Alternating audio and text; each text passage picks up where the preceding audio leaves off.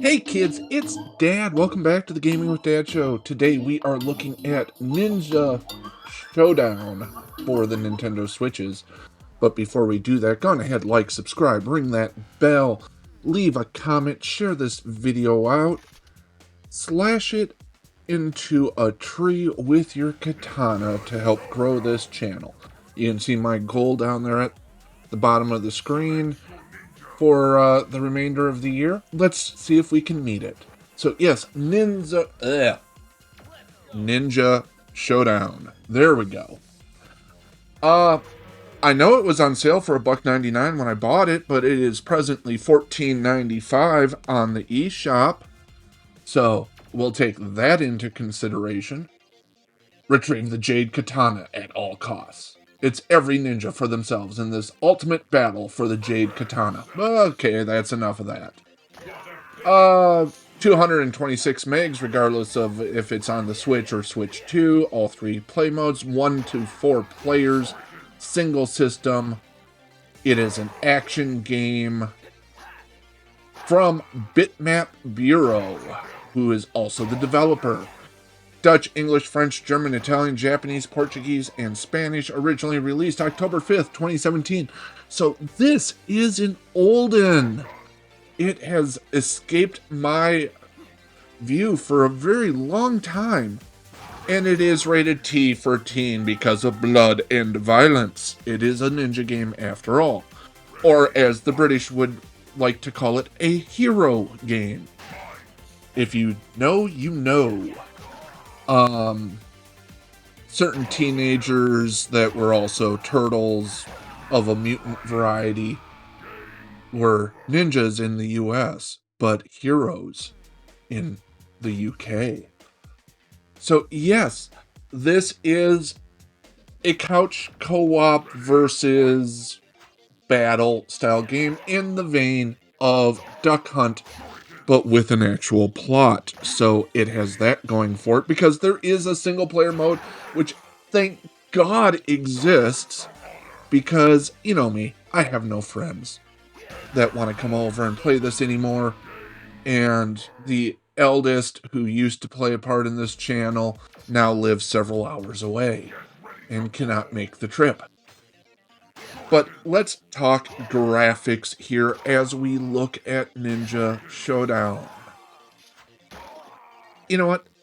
It's got that kind of delightful 16-bit plus look to it. It is well done pixel art, which is something that is hit or miss within the eShop. The characters are appropriately sized, considering that you can have up to 4 players local. The enemies are, while repetitive, they do have variations that I appreciate. And so, graphically, I like this game. It looks good, especially for what it is. I'm giving it a 17. Sound-wise, exactly what you'd expect out of sound. It gets the job done. A little bit of thematic music in the background. The combat is satisfying most of the time. I'm giving sound a 16. We're sitting at 33 as we go into controls. Now, the controls on this, fairly tight.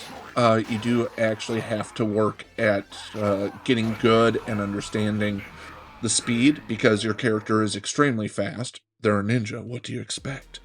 Fast and deadly. But the button mapping makes sense to me. Slash, jump, shuriken. Kind of feels like it should be played on an old Master System, or not Master System, a Genesis controller. Or Mega Drive if you're over in the UK. But, God, why do I know so much about frickin' UK terms in this episode? Oh, well, who cares? But yeah, it's 3-button. It is a beautiful control scheme. It gets the job done. I'm giving controls a 17. We're sitting at 50 as we go into gameplay. This is a game that I can imagine would be a ton of fun with friends, especially since, yes, you can take each other out. So it's got that duck hunt with mobs feel to it. The fact that there is a one-player mode as well, so that you can do a quick pickup and play.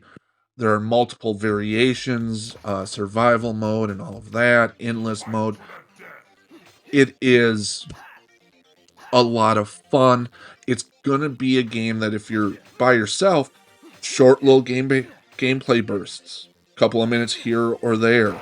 Maybe you've got 10 minutes to kill as you're waiting to board your plane or whatnot. Or you just need something mindless that you can do. That's what this game is. It hits that sweet spot of not too. It's not going to dig you in, and no play session is going to last more than a couple of minutes for the most part. Gameplay, I'm giving it a 17. We're sitting at 67 as we go into value. At $1.99, I would have rated this considerably higher, but now that apparently the sale is done and it is $14.95, that is a little limited there. Once again, this is going to be a great game to play with a bunch of guys on the couch, maybe after a few adult beverages. But at $14.95, I can't give the value anything more than a 15. Once again, put it in your favorites list. It might go back on sale. And then at $1.99, it'd be a lot higher. But as it stands right now, according to the eShop, I'm giving this an 82. That's a B-. I still think Duck Hunt is much more enticing.